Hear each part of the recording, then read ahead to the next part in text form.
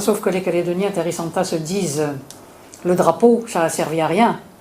Eh ben, justement. Hein, ça nous a blessés pour rien.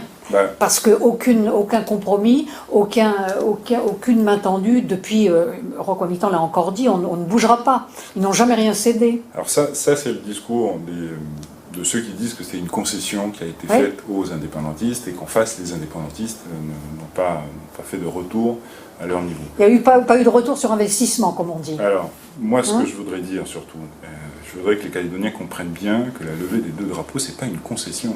C'est un geste. C'est un geste qui a été fait de reconnaissance mutuelle, qui consistait à dire à nos gens, reconnaissez la légitimité du peuple premier qui a existé depuis toujours, et de dire aux indépendantistes, reconnaissez toute la population qui constitue aujourd'hui la diversité de la Nouvelle-Calédonie et qui fait que la Calédonie est ce qu'elle est aujourd'hui.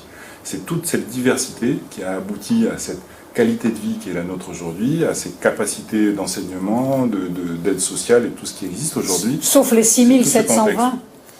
Alors ça, c'est ce que souhaite Rocco-Mitan.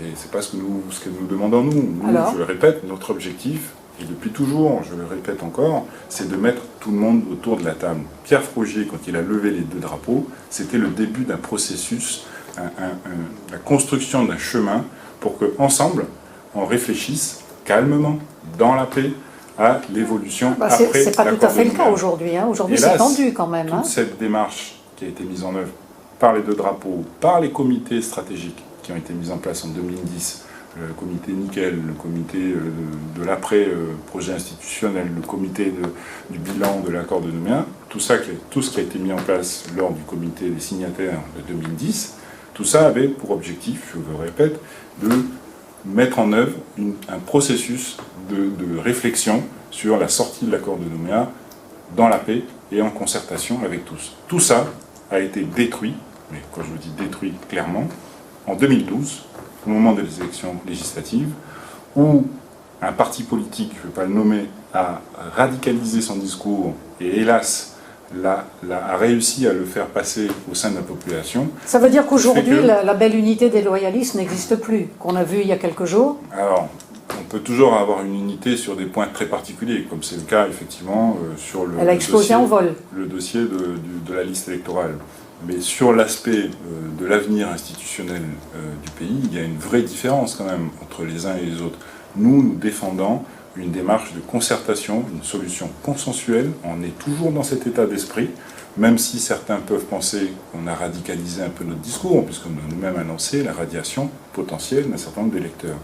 Ce qu'on dit aux Calédoniens, c'est que la seule solution pour que ce pays vive en paix, et dans la France, ça reste notre leitmotiv, c'est de réunir tout le monde autour de la table pour que chacun puisse exprimer ses revendications et qu'ensemble, on trouve un nouveau compromis, parce que c'est bien de ça dont il s'agit. Ça a été le cas au moment de l'accord de Matignon, ça a été le cas au moment de l'accord de Nouméa, et ça sera encore le cas pour le prochain accord nécessaire à la sortie de l'accord de Nouméa.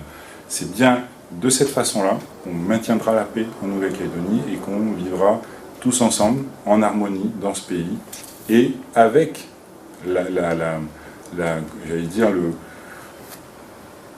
la protection de la France. Je dis bien la protection, je pèse mes mots, parce que c'est comme ça qu'aujourd'hui on doit positionner la France. La France n'est plus un État colonial, qu'on arrête de me dire qu'on est dans un pays colonisé. C'était peut-être vrai il y a 150 ans, mais c'est plus le cas aujourd'hui. Aujourd'hui, la France est un pays qui nous protège de nous-mêmes, qui nous protège des conflits potentiels qui peuvent exister interclaniques, intertribaux, interethniques. On en a vu, pas plus tard que l'année dernière, et encore il y a quelques mois de ça. C'est la France qui va nous protéger aussi des instances internationales. Quand je dis ça, je pense d'abord aux grandes usines. Ils sont pas là pour nous faire du bien, ils sont là pour faire de l'argent. Donc si on n'a pas un pays fort en face d'eux, capable de leur dire non parfois, on ne s'en sortira pas tout seul. Et ça nous protège aussi des autres pays. Quand je dis ça, je pense à la Chine. Vous connaissez la démarche expansionniste aujourd'hui qu'a la Chine, économiquement parlant pour l'instant. Tout ça me fait dire que la France aujourd'hui est un pays protecteur. Qu'on ne me dise plus qu'on est dans un pays colonial, c'est fini. On décide tout de nous-mêmes. Les seules compétences que nous n'exerçons pas en Nouvelle-Calédonie, quand on ira au bout de l'accord de Nouméa, ce sont les compétences régaliennes. C'est l'armée, c'est la justice, c'est l'ordre public.